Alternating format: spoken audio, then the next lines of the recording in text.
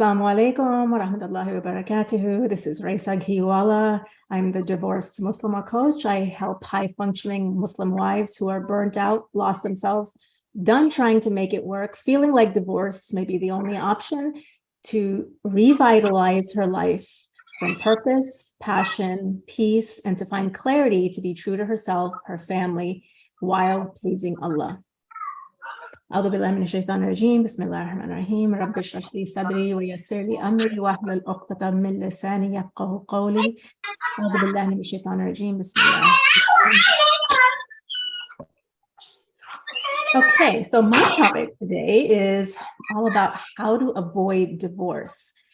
And, I went through and I made a list, what are the main things that I want to convey here as a woman who has been through divorce, as a woman who has found her purpose, and through her relationship with Allah subhanahu wa ta'ala, and helped and supported many women who have gone through divorce or thinking about going through divorce. First and foremost, I want to come to is intention and purpose. Like, what is your intention behind your marriage?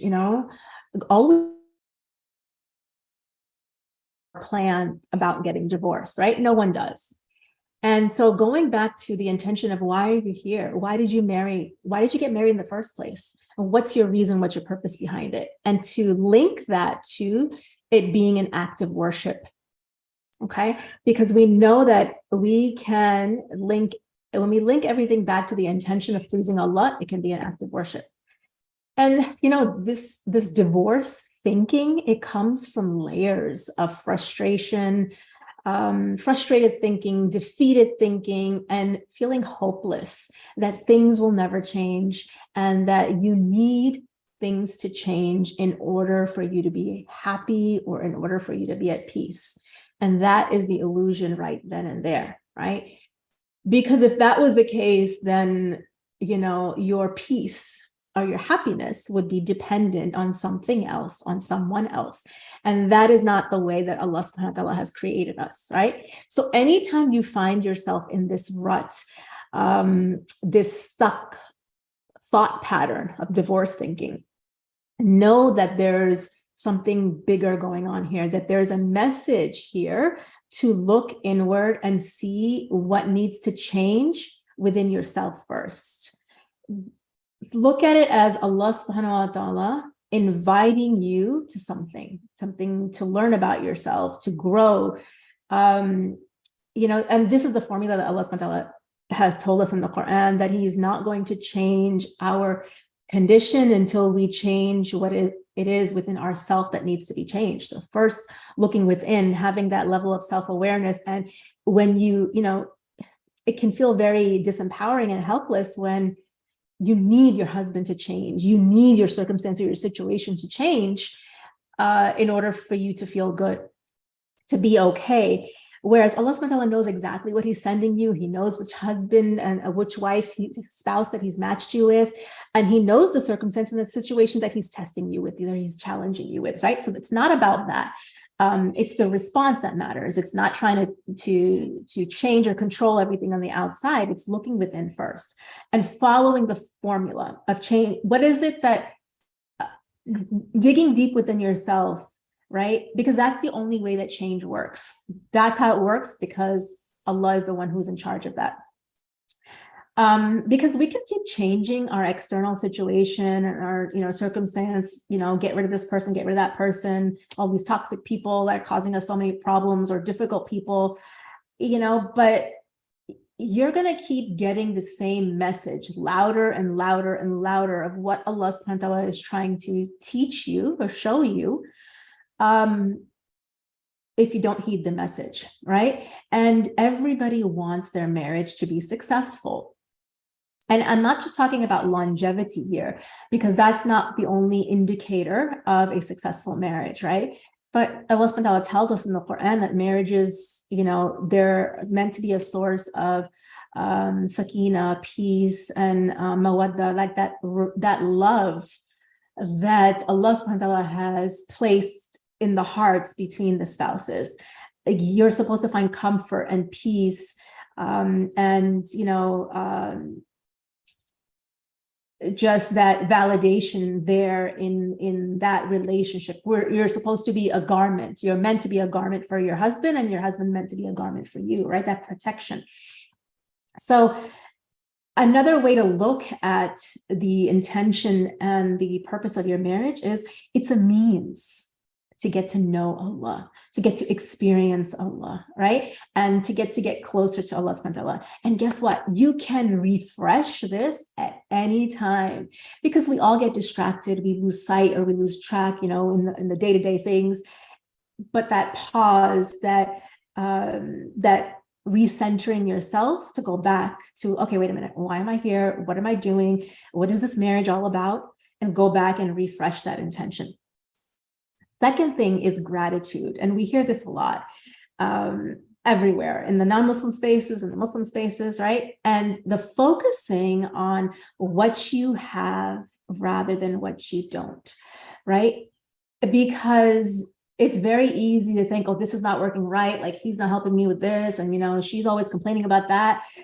Rather, and when we get stuck, our mind just blows up with, okay, she's not like this, or he's not like that. And I wish I had this. I wish. However, if we switch perspective a little bit, go back to Allah, because he's the source, right? He's the source of the means, which is your spouse. He's the source of everything. So he's providing this means for you, right? And then the second is to be grateful to your spouse, right? And that hadith is that if you haven't thanked Allah, if you haven't thanked the people, then you haven't properly thanked Allah subhanahu wa ta'ala, right? And so, yes, we have to be grateful to our spouse as well, because it's a means that Allah subhanahu wa ta'ala has provided for us. And guess what? Human nature is to not appreciate what you have until it's gone. It's just how we humans are forgetful, impatient, right? So I'm recognizing, hey, wait a minute, this is a gift. And not just a gift or a blessing, but this is an amana. Just like when Allah subhanahu wa ta'ala blesses us with children, that's also an amana. In the same way, your spouse is just like that. Like, Allah subhanahu wa ta'ala has given you this garment to honor, right? And to appreciate. So it can be a test for you. Like, our children can be a test for us, our wealth, our relationships, our family can be a test, right? So your spouse can be a test for you, especially if you've made dua for your marriage to be a means to Jannah. And I was talking to somebody about this the other day, and we were just unpacking some challenges that she was having in her marriage, or some thinking. And she was like, oh my God, this has been a dua for me, that I wanted my marriage to be a means for Jannah for me. And she's like, subhanAllah, like all the tests that I've been going through, right? Because your spouse will trigger all your childhood wounds, and that is going to direct you to all the places within you that need healing. And what's that going to require? That's going to require, where does the healing come from? That's going to require a relationship with Allah, okay? And you both will play out your childhood patterns that you've been conditioned with, from the perception of yourself and your partner, and your beliefs about yourself with each other. So think of it as when you get triggered, or you get annoyed or bothered by something that he does or he's not doing, or she's not owning up to, that's a love letter from Allah subhanahu wa ta'ala showing you something about yourself. Start there first. And know that your relationship with your spouse is going to be a reflection of your relationship with Allah and the relationship that you have with yourself. Because your marriage is really about your relationship with Allah and your relationship with yourself. And this doesn't mean that, okay, it's about suppressing yourself or wronging yourself or minimizing or dismissing your worth through acts of self-neglect, because you feel, or maybe you've been taught, this is the only way to please Allah, that you have to martyr yourself, that you have to neglect yourself, that you have to disrespect yourself. From a place of servitude that causes self-neglect, right? And I'm saying this because I see this in a lot of people that I work with, because this is what, maybe previous generations have modeled to us from their understanding, right? Again, this whole self-neglect self-disrespect that, that leads to martyr syndrome, in terms of trying to make your spouse happy. The goal is to make Allah happy, okay, through serving your spouse, and link it back to Allah, not link it to, I have to manage his feelings. If he's not happy, then it's my fault. And, the thing is that because when we get to that depletion state, understanding that it's coming from minimizing our own worth through, and through resentment. And this is going to be a function of how we relate to ourselves and Allah, because they go hand in hand. And if this is the case, if you're finding that you're not able to be grateful to your husband, to your wife, then you know what? This is the case for you. You're feeling resentful, you're feeling bitter, you're feeling angry, your needs are not being met. This is a case of going back to yourself and Allah. That means that how you're relating to yourself and how you're relating to Allah needs some tending to do. Because that is going to be how your approach is going to be with your spouse. And I know that after years, layers of built up of resentment, it can be hard to find or see good things in your spouse, right? It looks like the solution is to just like it won't work. It's not worth it. It just won't happen. And so the key here really is, how do you get back to gratitude, right? And if something is getting in the way of that, then you need support and help in how you're thinking about things, how you're relating to yourself, how you're relating to Allah subhanahu wa ta'ala. Third thing is to show up with willingness to be in this relationship, just like you had when you first got married, right? And to take ownership, 100% radical responsibility for how you show up in your marriage, your part, your dynamic. A lot of times, that I see, especially as women, speak on the women part, is that they take ownership for everything. Whether it's, okay, your marriage is falling apart and you're getting divorced right now, you take ownership for your part and your spouse's part of what happened in the marriage. But you have to start with yourself first. You cannot be responsible for how your spouse shows up, nor take it as an indicator of your worth. You're responsible and held accountable for yourself. You cannot hold, someone else to account. That's Allah's responsibility, Allah's job, right? So your part in your marriage. So are you showing up with goodwill? Are you showing up with mercy towards each other? The way you started at the beginning of this marriage. Don't contaminate the present with things that happened in the past that you're carrying, that have been built up like residue, right? And every time, something triggers you, you get annoyed and you bring in like years of everything that he's done or that's gone wrong or that you've held on to, because that contaminates how you show up in the present moment, right?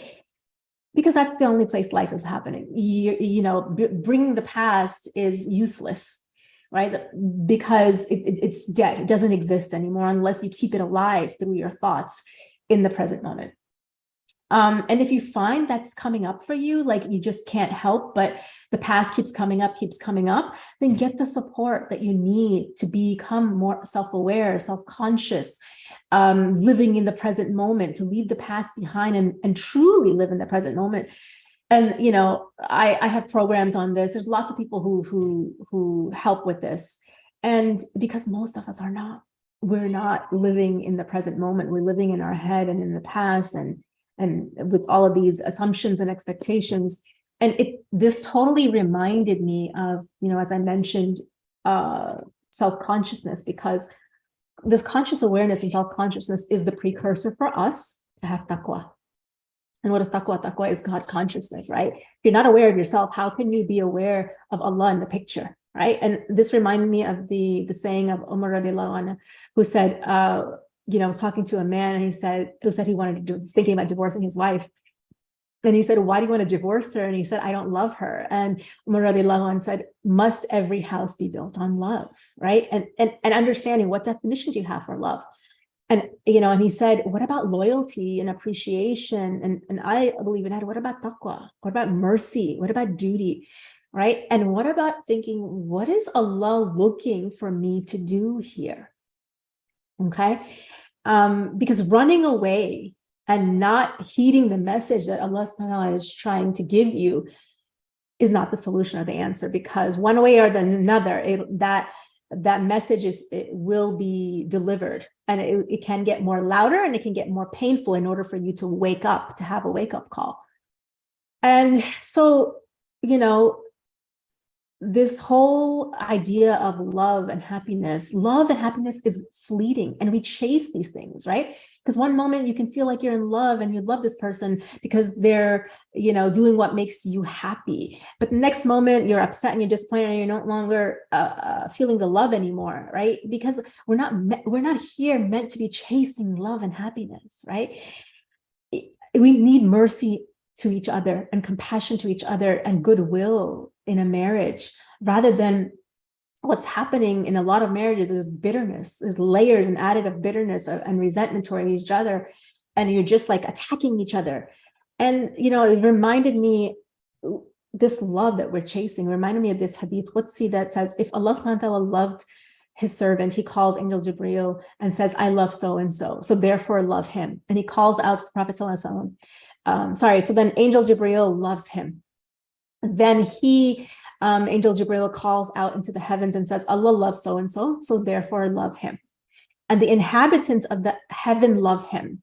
And then acceptance is established for him on earth. And if Allah subhanahu wa ta'ala, there it goes on to the hadith, but my point is, we're all chasing love. We want love, and we want love from our spouse, we want love from people, but where does love come from? Who is the owner of love? Who's the source of love? Who's al-wadud, right? So we have to go to the source. We have to go to pleasing the source, worshiping the source. And when we take care of our obligations and what is Allah looking for me to do? How is he looking for me to respond in my relationships? How am I showing up in people that I'm, that I have an amana towards, and people who have obligation? A marriage is not a blood relationship that you are obligated by Allah to not sever the ties, but it's an amana. Okay. And so there is some obligation there. Number 4, having a solid foundation is necessary.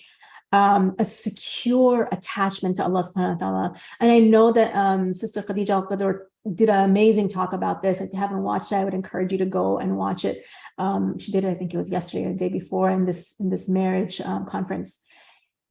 It's always been, always will be you and Allah from the beginning till the end. It's always going to be like that. People will come, people will go. Resources will come, resources will go. In Jannah is you and Allah, and your mother's womb is you and Allah. In this earth, I mean, no one's experiencing life for you. No one's living your life for you. No one's making your decisions for you. It's always you, right? And who's there with you? Who's closer to you than your jugular vein? It's Allah subhanahu wa ta'ala. So this is the foundation. This is where you will get your security, and this. We are chasing safety and security. And underneath that all, if you don't have safety and security within yourself, and you can only get that from Allah subhanahu wa ta'ala, and your connection, your relationship with him, you won't find it anywhere. And you'll constantly be chasing it in your relationships and with your spouse, that I don't feel safe with this person. I can't be in this room with this person because I don't feel safe. This person makes me feel unsafe. Well, nobody can make you feel anything. If feelings are coming up, then it's a message, it's an indicator. Okay, wait a minute, I need to pause and find out what is Allah trying to show me here. So there's a healthy family triangle, I like to call it. It's what I teach, that one end you have you, the other end you have your partner. And then there's this triangle that you build a family on, the children on, right? But the foundation is down here between the partners. So you have two whole, healthy, securely attached people. How are they whole? Well, they're whole because Allah made you whole and healthy. Allah created you healthy as well. I'm the fitrah. But where does your secure attachment, where does your strength comes from? It comes from each individual having their own relationship with Allah subhanahu wa ta'ala, where they get their strength, they get their resilience, they get their clarity, they get confidence, their conviction from, and then they come together, in the roles that Allah subhanahu wa ta'ala has given us in this life to build on top of that. So many times we build up or we develop attachments in this dunya, in this life, as we grow in our nurturing to people, to our parents, to our accolades, to our wealth, to, our status, our spouse even. And I'm a classic example of this. I didn't realize it at the time, but as I was going through my own healing process after my divorce, I was a completely codependent person, and I call it like I was living codependency like shirk. I was relying on other people and my spouse to give me permission to be when Allah subhanahu wa ta'ala had already given me that. I didn't realize it though. My happiness, my everything came from someone else outside of me. And I didn't have a relationship with Allah subhanahu wa ta'ala. Yes, I knew that he was my Lord and I had to obey him and I had to do all these things, but I didn't know who Allah was. I didn't know myself. And so along that way, I went through many tests in my divorce, in co-parenting, in relationship with my children, and all the things that come with divorce, where Allah subhanahu wa ta'ala tested me with those relationships in, a high conflict divorce, in high conflict co-parenting, in, losing my children, and alhamdulillah, reestablishing relationships with them now. But Allah subhanahu wa ta'ala was teaching me detachment, was teaching me to rely exclusively on him with tawakkul. Who am I relying on? What am I relying on, right? And whether you're married or you're not married, whatever your marital status is, it's always you and Allah subhanahu wa ta'ala first. So you cannot look to your partner to make you happy. You cannot look to your anything outside of yourself to make you feel good about yourself. Happiness and love, like I said, are fleeting thoughts. That's not the goal. The goal is obedience. It's to Allah subhanahu wa ta'ala. It's worship. It's connection. And it's reliance exclusively on Allah subhanahu wa ta'ala. That will bring you peace. Verily, in the remembrance of Allah, do hearts find peace or rest, right? Like that taqwa, that conscious awareness of Allah at every moment. It will bring contentment. It will bring rida, right? And knowing your partner is not there and responsible to meet your basic needs. What do I mean by that? All the time when I'm coaching women, when they are processing what's going on in their marriage, or disappointment or hurt or betrayal or resentment from their partner, whether it's, while they're still in the marriage or after, when we unpack all of that and we dig deep, we find it's from unmet needs. It's not your spouse's responsibility to meet your basic needs of acceptance, belonging, being heard, being understood, being seen, being your sense of worthiness, your self-esteem, feeling enough, feeling good enough, right? And these basic human needs, we grew up receiving them from people, our parents, and so on and so on, because this validation, like that's a basic human need, that a validation and approval. And we're still living in those childlike patterns, like you do things to make your parents happy. So you get the message that you're meant to make people happy, right? And, this, we miss the boat, or we just never understood or realized, like myself, that, wait a minute, validation and approval and worth, I already have that. Allah gave that to me when he created me. I don't need to look for someone to approve of me or someone to validate me in order to feel worthy. It's not going to come from the outside. It's going to come from you knowing that's in your fitra state, that Allah subhanahu wa ta'ala has already embedded within you. You don't need to chase that. And a lot of us don't know that, or don't understand that. We're not taught that, or we're not received those messages. right? So know that if you seek this through another person, you will always feel lonely until you securely connect and attach to Allah subhanahu wa ta'ala for your needs. And know that He is with you at all times. You will never be lonely. And if you're craving this, because so many women feel lonely in their marriage, right? Like you can feel lonely and feel alone in a marriage, in a room full of people, with a huge family. And even just by being by yourself. So the solution in loneliness is not about other people. It's connection to yourself and Allah subhanahu wa ta'ala first. And know that your basic human needs cannot be met outside of yourself with anyone other than Allah. Your worthiness, your enoughness, your acceptance, your validation. Because when we dig deep, and this question I ask a lot of women is like, why did you do all the things in your marriage? Because I thought I had to, because that's what was expected of me. I was supposed to. Nowhere in there is there ever, well, to please Allah, to worship Allah, because that's what Allah was looking for me. It's like we forget, subconsciously we forget, where's Allah in this picture, right? And so when we bring it back to the intention, and I get this a lot, no matter what I did, it was never enough. No matter what I did, I could never make him happy. These are all things that women have told me. I turned myself into a pretzel. Basically, that means I lost myself. I neglected myself. I didn't take care of my own needs and caring for myself because I was bending over backwards trying to make someone happy. That's not the goal. You're not here to manage somebody's feelings. You're here to make sure your intention and your effort and the outcome lies with Allah, right? So and what we end up uncovering a lot too is that people are looking for validation, for approval, to be heard, to be understood. Those things have to start with you first, okay?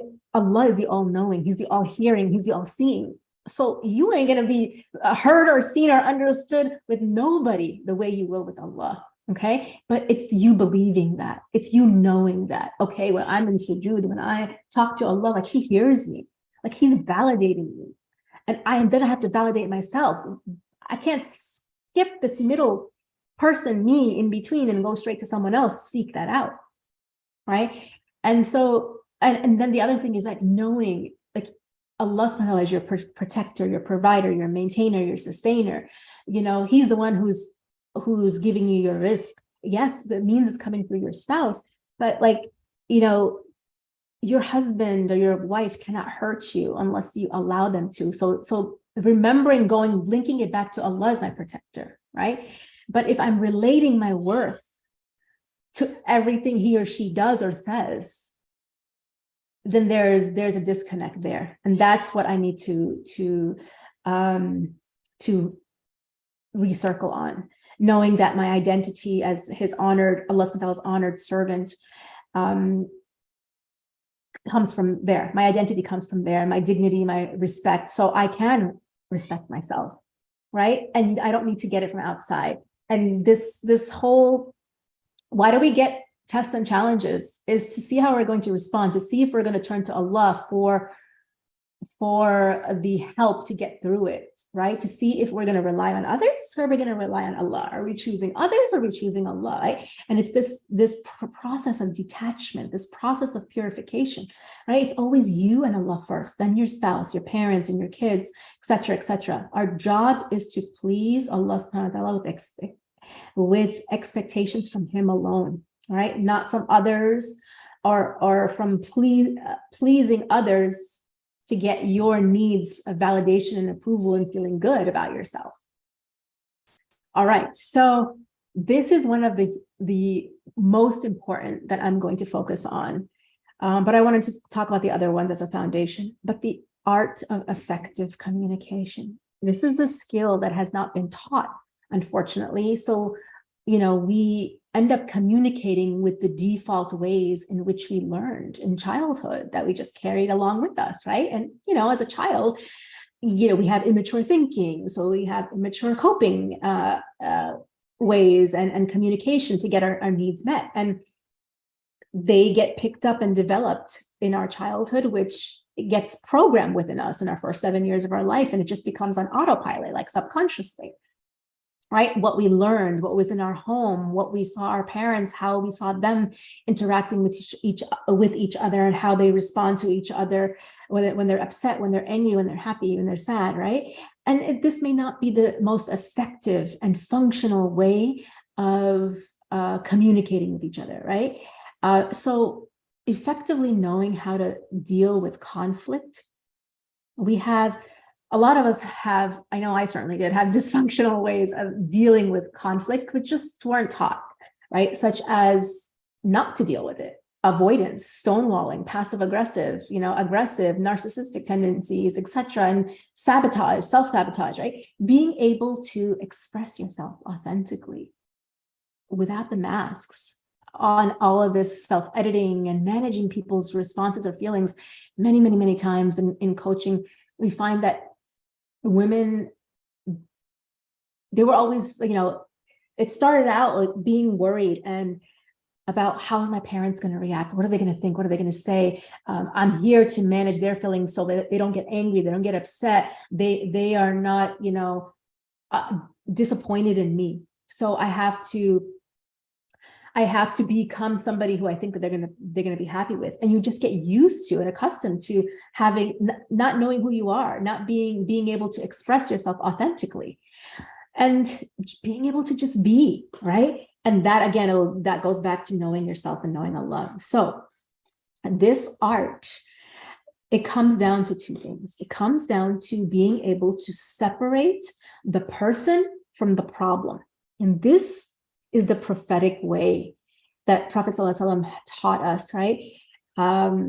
Which allows one to approach conflict or the problem with wisdom and compassion for yourself and the other. Because many times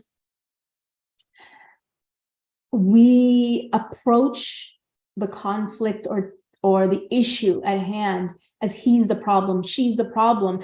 And what gets transmitted is the frustration, maybe even all of the past layers of you always do this, right? And it feels like an attack when the message gets lost. What gets transmitted is the emotion and the energy, okay? And so being able to separate this human being, this soul, from what is the issue at hand, what is the problem that needs to be solved, what is the conflict at hand, that's separate from this human being, from the soul that you're in front of, right? And Allah subhanahu wa ta'ala does not, we understand this as tarbiyah, okay? Because tarbiyah comes down to being able to separate the person from the issue.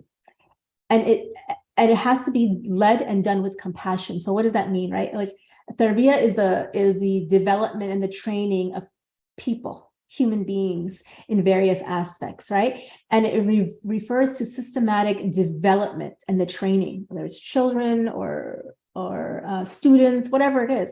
But this is the prophetic way. This is how the Prophet ﷺ was able to deal with conflicts without attacking people, without bringing people down, whether it was emotionally, whether it was, passive aggressively. He didn't do those things, right? And he also didn't diminish himself. He didn't oppress himself. He didn't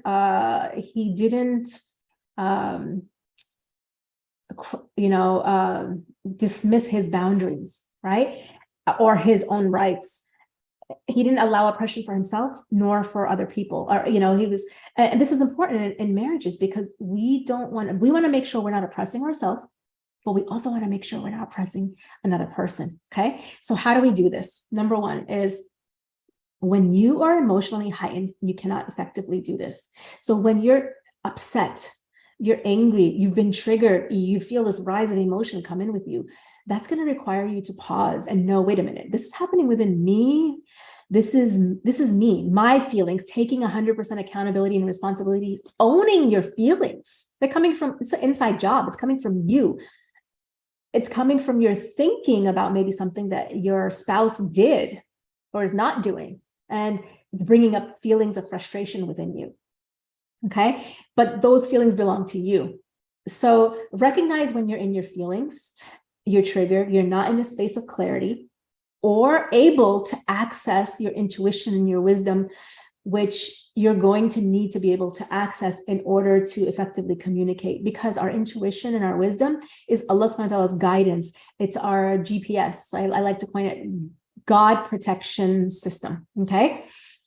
Where Allah subhanahu wa ta'ala is always guiding us.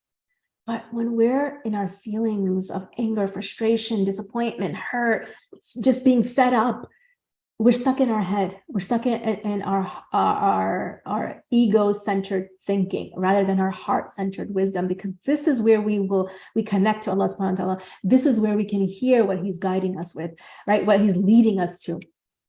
And okay, from this, so first pausing to reconnect to yourself, because when we're in our feelings, we're disconnected from ourselves. And in that moment, we're also disconnected from Allah subhanahu wa ta'ala. Okay. So from this space, when we speak, when we act, we will communicate the emotion rather than the message, right? And in there, I mentioned anger, frustration, all of that, and blame, attack. And with blame, anytime you're speaking with words or body language of blame, there's always shame attached to that, right? Because it's like when we blame, that whole word blame has a connotation of shame attached to it. I'm not going to go into so much detail of it right now, but knowing that. So deal with this first. This is what's happening within you first, because you're not in a condition to communicate. Even the Prophet ﷺ, when he was angry, he would turn red, he wouldn't speak. And sometimes he would even get up and separate himself, right, from that situation, because you're not going to be in a calm space to communicate. And deal with this first, regulate your own self, come back to the present moment, come back to connection to yourself and to Allah, ground yourself with, that conscious awareness, that taqwa that you're going to need to communicate to this soul, to this amana that you have, okay? Because that's what you're responsible for. You're not responsible. You're not going to stand in front of Allah subhanahu wa ta'ala and say, well, he made me do it. She made me do it, right? Like, it's very silly, right? But in those moments, we can feel justified with our behavior.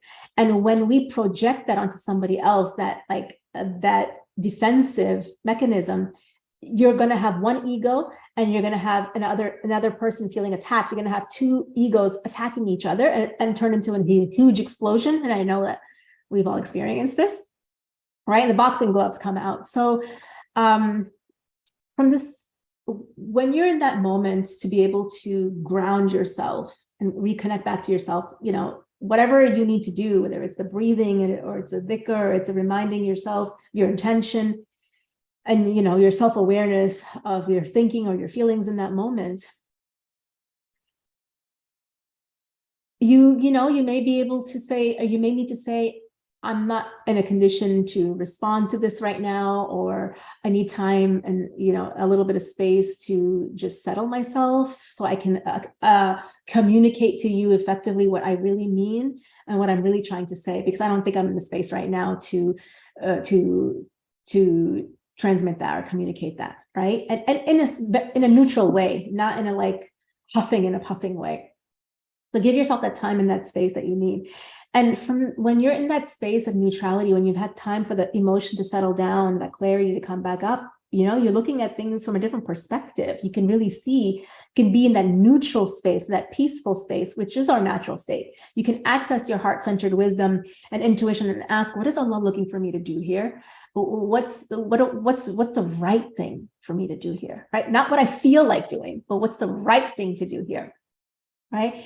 And a very subtle thing here, a lot of women feel like, oh, I got to squash my anger. I got to suppress my emotions. And I just got to be, I just have to do whatever he wants me to do.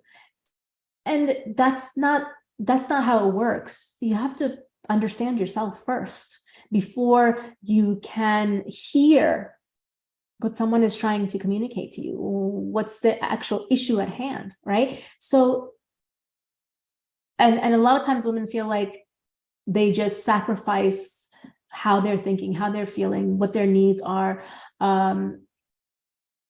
in order to make the person happy. And again, I talked about this earlier about people pleasing, and we're not here just to make someone happy with you so you can feel okay about yourself. So what I'm saying is not to oppress your own self or others. And a lot of us don't know how to do this because we weren't taught how to make sacrifices and compromises, which marriages and all relationships require, but in a healthy way of sincerity, ikhlas and ihsan, right? In a sincere way that I'm doing this for you, Allah. I want to make the sacrifice for my partner, for my spouse. We make sacrifices all the time for our children, right? And we have to ask ourselves, am I doing this for the pleasure of Allah, or am I doing this because I don't want my child to be angry or upset, and I just want them to be happy all the time? Again, happiness is not the goal. So going back to learning how healthy way to make sacrifices and compromise from a place of sincerity for the pleasure of Allah, right? So a lot of us have been taught self-sacrifice, as I mentioned earlier, this martyr syndrome, self-neglect to get our needs met, those needs that I mentioned earlier about. And you can learn more about this when you understand Maslow's hierarchy of needs, where, like safety, security, food, shelter, water, belonging, acceptance, being heard, seen, understood, all of that. So next thing is, don't try to control your spouse or the outcome. Let Allah subhanahu wa ta'ala do that. That's Allah subhanahu wa ta'ala's job, okay? Don't try to fix them or change them. Remember, you show up with ihsan, with ikhlas, do your best. Why? Because you're doing it for the pleasure of Allah. You're not doing it to get your husband to change. You're not doing it for a certain outcome. You're doing it for Allah, and you leave the outcome to Allah, because that's the formula of change. Remember that He gave us. You focus on what needs to change within yourself. Allah will change the outcome. Allah will change your external circumstances, situations. Allah is a turner of hearts. He will change hearts. I've seen this time and time and time again in women that I've worked with, in women's relationships and marriages. When they've done that with taqwa, with tawakkul, and relying on Allah in His timeline, with that patience and that submission to Allah subhanahu wa ta'ala, that He knows what He's sending you, and He will never send you more than you can handle. So stay the course, you and Allah. And Allah subhanahu wa ta'ala will change your circumstances, situations, because that's His promise, okay? And when you're in a space of clarity, if things, I want to mention and point out that divorce is an option. Divorce is allowed in our deen. It's there, like we have it, so many examples of it, in the Sahaba and in the Sunnah. But what I will say is that there's a way to do that. And that's, again, things that I teach, women and even men, and how to separate in a way that is pleasing to Allah. Because even divorce, but the thing is that when we get to divorce thinking, we're in our feelings. So that decision of divorce has to be made from a space of clarity, of taqwa, from your intuition, not from burnout, not from frustration, not from anger, not from helplessness, not from hopelessness, because that's not going to serve you. It's actually going to cause more problems. So, this whole talk was about how to avoid divorce. So I'm focusing mostly on that. And the last thing I want to share is that there is a hierarchy in society, whether we understand it or realize it or not. And that has been set up for us by Allah subhanahu wa ta'ala, our owner and our creator. And there are roles and responsibilities that Allah has defined for us, right? Especially when it comes to leadership. There can only be one leader in the home, right? Just like they can only, that saying that says there can only be one cook in the kitchen. There can only be one lady of the home. And so otherwise there's going to be disorder. There's going to be dysfunction. There's going to be butting heads and conflict of, who's the leader and who's the leader of your family. How do you know that, right? Who's second in command? How do you know that? Re-educate yourself on gender roles and marriage roles and rights and responsibilities from the Quran and the Sunnah, and check yourself. Because there has been a deliberate programming and conditioning and shift in the environment and culture to step away from our traditional fitra roles of masculinity and femininity. It has been redefined for us, and it's not coming from the Quran and Sunnah. And I am a witness to this. Growing up in the States as a first generation who has immigrant parents, being a first generation American Muslim, I've seen the differences in American society and culture in my own thinking and my own upbringing. Sister Naima said, drinking the Kool-Aid, just all the messages that we've gotten about family, about femininity, about masculinity, about the home, about children, everywhere in society, in media, in programming, television programming. It's programming us, right? How everything has shifted. And I don't want to go into too much detail about this, because I know Sister Naima has done a great job in bringing education and light to what is actually happening here. So go back and educate yourself in the Quran and the Sunnah. And I'll leave you with this hadith that Prophet ﷺ said, every one of you is a shepherd and is responsible for his flock. The leader of a people is a guardian and is responsible for his subjects. A man is the guardian of his family, and he is responsible for them. A woman is the guardian of her husband's home and his children, and she is responsible for them.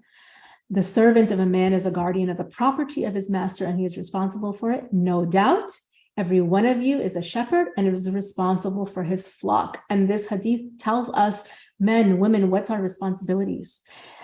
So knowing, like, a man looks for respect and to be obeyed because Allah subhanahu wa ta'ala has, given him that level. And a woman looks for attention and affection and love and safety and security and provision. And when we fall into our natural fitra and our roles and what is our responsibility, we will get that from our garments. We will get that from our partners, right? And again, I'm not talking about abusive or, extreme situations, just in general about what are the ways to avoid divorce. And lastly, I want to leave with you, I was talking to someone and mentoring them just a few days ago, and she was talking about how she had so much conditioning, like she was feeling like her children were becoming a burden rather than an amana. And she didn't like that. And she was trying to understand what's going on internally for her. And she was realizing where she had abandoned herself and she had neglected herself so much. She was in so much burnout. And it was based on this conditioning that a mother has to look like this. This is the way a mother looks, right? And what was happening, meaning a mother is in so much service and it's okay to neglect her own needs. And to the extent of burnout. And she was carrying this belief for so long that this type of sacrificial or martyrdom is so normal. And so she went into honoring myself, to be able to honor herself because Allah gave her that honor, that not to deplete herself, because that's what she was giving back. And that's her responsibility to make sure she's not depleting herself and pouring into herself. That's her responsibility. So she can pour her best self into her loved ones and not from a resentful, bitter self, right? And all she did was work on her worth. And especially when it came into her marriage, she focused a lot this year on where she's deriving. I'm talking deep layers, subconscious layers of, okay, how am I relating myself and my worth to what my husband is saying? His responses, maybe his put downs or his, things like that. Being able to separate herself from himself. A lot of times women don't know how to do this. Even after they've been divorced, they're talking about, oh, he did this and he said this and he treated me like this. Okay, let's process and unpack that. That was the past. But are you taking on his opinions or what he said to mean something about your worth? No, because we do this. We don't understand that we're doing this, but we've attached our worth and our worthiness to someone else's words, their behavior, rather than the source of our worth, which is Allah. And so what she was sharing is that when she just worked on being able to separate his reality from her reality and focus on her worth, and not engaging in that back and forth, responding from hurt, or taking what he was doing or saying personally to mean something personal about her, she just allowed it to be. And she said she left her marriage in Allah subhanahu wa ta'ala's hands. And it's been so helpful for her that was the key. That was the secret, is to changing your internal condition so Allah subhanahu wa ta'ala can change people's hearts. And that this detachment and to refocus on speaking well to herself. I know somebody, talked about this in one of the talks about your self-talk and how you treat yourself, how you see yourself, how you talk to yourself, what you think about yourself is key, because speaking well to herself, not putting herself down, even if someone else is putting you down, right? What's more important is what you think about yourself, not what others think about you. And working on her connection to Allah subhanahu wa ta'ala, she said, was a game changer. And I will stop here because I can go on and on and on. But inshallah, I hope that, my message was helpful, and anything that I have said really has come from Allah subhanahu wa ta'ala, inspiring me to share what I know. And anything that was wrong or any mistakes or not beneficial comes from myself. So Jazakallah khair for this platform and your time and your attention. Everyone, Assalamu alaikum wa rahmatullahi wa barakatuhu. And I'll open it up for questions or takeaways.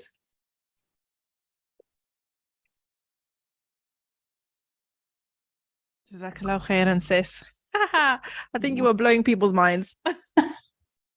MashaAllah, tabarakallah. That was very profound. Definitely a much deeper look at how to avoid divorce or how to show up in a marriage, mashallah, than we typically hear. So jazakallah kullu khair, that was amazing.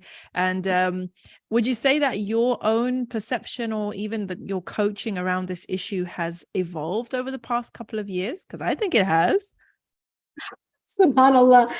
Yes, absolutely. Yeah, I think a lot of people are noticing that. Like, I realize this too. It has, because when I first came onto the platform as a divorced Muslim coach, I was supporting women who are going through divorce and who have been divorced in healing, coming back to Allah, coming back to them sense of self-unworthiness, and how to deal with conflict and co-parenting and all of that, which was great. I mean, it was needed, because I got that help for myself. Yeah. But Allah was trying to show me through the people that he was sending me to help, that people need help a step before. A step before they get to the point of, I'm done, I'm out, I've already put in everything and see ya. There's nothing left. I've tried everything. There's nothing left. And I've already made my decision. I'm in the process, on the path. I want to be able to help women who are struggling in the burnout, who are struggling in the divorce thinking, and understanding, where is this thinking coming from? Why am I at this level of frustration and burnout? And what can I do about it? Because like I said earlier, your partner is going to trigger all of the things that within you that need healing. And it's not about him. It's about you and your relationship with Allah and yourself. Then comes a relationship with others. Absolutely. So, yeah, absolutely. MashaAllah. I love that. Alhamdulillah. So yeah, I mean, there was just people taking notes and asking, how they can reach you. So what do you help women in now? So what does your work comprise of now? Yes, absolutely. So as I mentioned in the beginning, I am focused now really on helping women with really going back to from that space of being lost themselves, burnout, feeling like divorce is the only option, to revitalize herself, her life, from the space of purpose, passion, and peace, and to find clarity, to be true to herself and her family while pleasing Allah. All of those things can be in alignment, but we have to go back to intention and purpose. So anyone who's thinking about divorce, and wants to gain clarity, because you have to make the decision based on clarity.